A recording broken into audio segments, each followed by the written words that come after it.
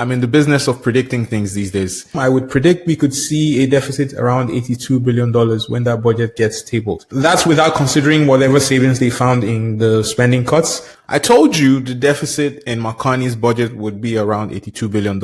I said this 2 weeks ago, and I was right. I was right. McCartney's first budget revealed a $78 billion deficit. Look, I'm batting very high right now, so I'm going to make another prediction. If the Liberals successfully get 2 more MPs to cross the floor, I think Pierre Poilievre is done. That is too many times that Pierre Poilievre has been bested strategically. He cannot survive a leadership review after that. Imagine losing an election when you had a 25-point lead. You were projected to win a super majority at some point. You're only back in the House of Commons because somebody gave you a layup. Imagine you're Pierre Poilievre and you have a chance to bring down the government, and instead you proceed to lose 3 MPs and gift the Liberals a majority. He's done. If that happens, it is stacking up now. The Liberals seem to have a strategy machine that the Conservatives cannot compete with, whether it is by switching the narrative on Poilievre just before the election or repurposing his platform for themselves. The Liberals have been strategically superior. It has been dirty boxing at times, and Pierre Poilievre has not had the answers. He has been bested at every turn by McCartney's Liberals. Here's the latest. With the budget coming out yesterday, we learned that Nova Scotia MP Chris d'Entremont will be crossing the floor from the Conservatives to the Liberals.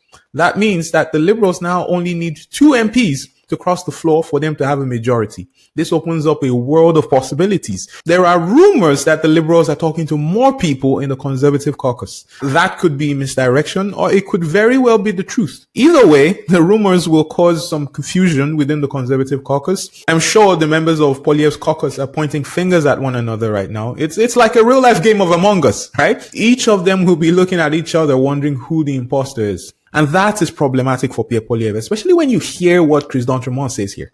Mr. d'Entremont, Mike Liquiteur with CTV News.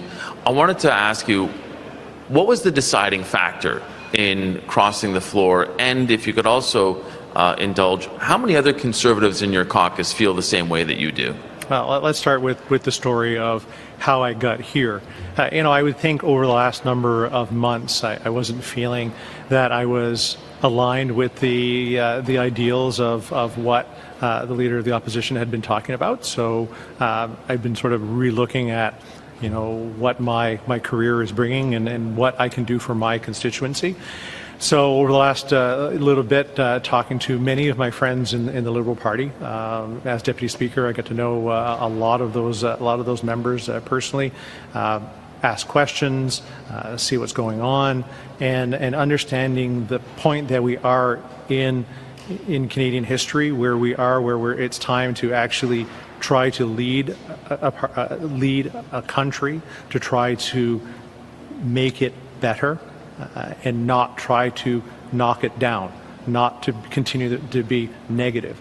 In my case, as a Nova Scotian, we're always trying to find ways to work together to solve the issues that are important to our communities. And I didn't see it by sitting in the opposition. I saw it by being a part of the government caucus.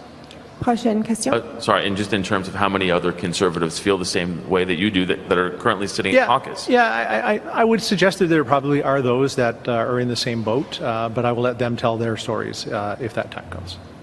I know you just spoke of Mr. Poilievre and the direction he was going, but I'm just wondering whether the Conservative leadership style perhaps pushed you out of caucus. Well, I think that's probably a part of it. I didn't find I was represented there. That my ideals of an Easterner, of a red Tory, quite honestly, of trying to find ways to find solutions and help your community rather than trying to oppose everything that's happening. And I think that's the opportunity that's being offered by Prime Minister Carney and the government caucus is to help find solutions at this critical time for Canada. Chris d'Entremont says he was not aligned with the ideals of what Pierre Poilievre has been talking about. He talks about building up Canada and not being negative. That is a direct dig at Pierre Poilievre. Look, it is not surprising that Chris d'Entremont would say that. He's got to justify his decision somehow, find some love on the Liberal side. And the Liberals have really been love bombing him today. We will see if Chris d'Entremont ultimately pays a political price for that when the next election comes around. I doubt he will.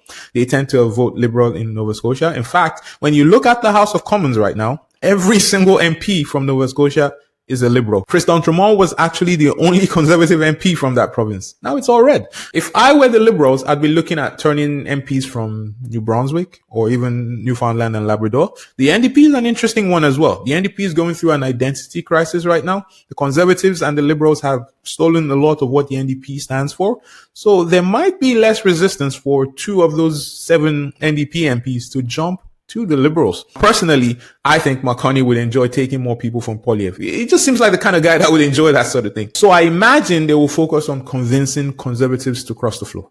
That's what I think. But here's the other problem that Pierre Poilievre has. No one is talking about this. Look at the polls. Look at the polls. On election day, the liberals were expected to win 44% of the votes, right? And the conservatives were expected to get 41% of the votes. The election results ended up at the liberals winning 43% of the votes and the conservatives winning 41% of the votes.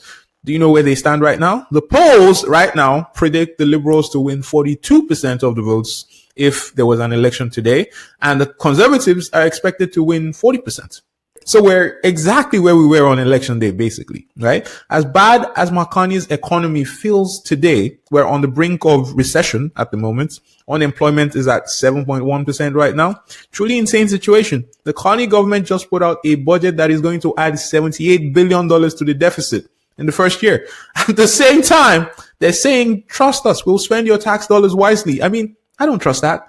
By all means, prove me wrong, but I cannot sit here and say I trust them to grow this economy effectively with that money. So in a sense, you can say things are probably as bad as they can get under Makani right now.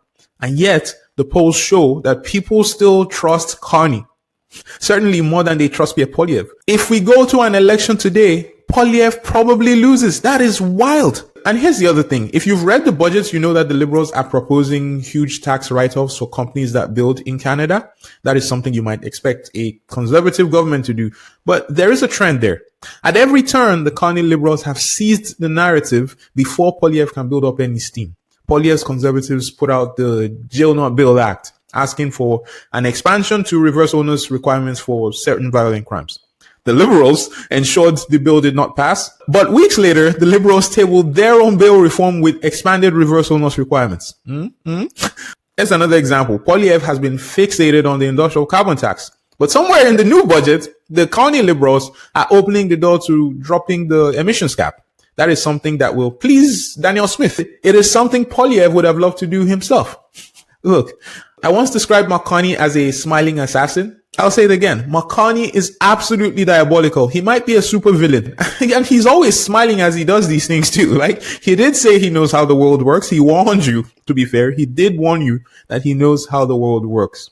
So you start to wonder about Pierre Poilievre's future from here. Is he the man to defeat the Carney Liberals? I suppose that is the question the Conservatives have to answer at his leadership review. And if not Poilievre, then who? I want to see some names in the comments. If Poilievre goes, who could do better? Make sure you hit that subscribe button before you leave. I'll see you next time. Take care, you guys.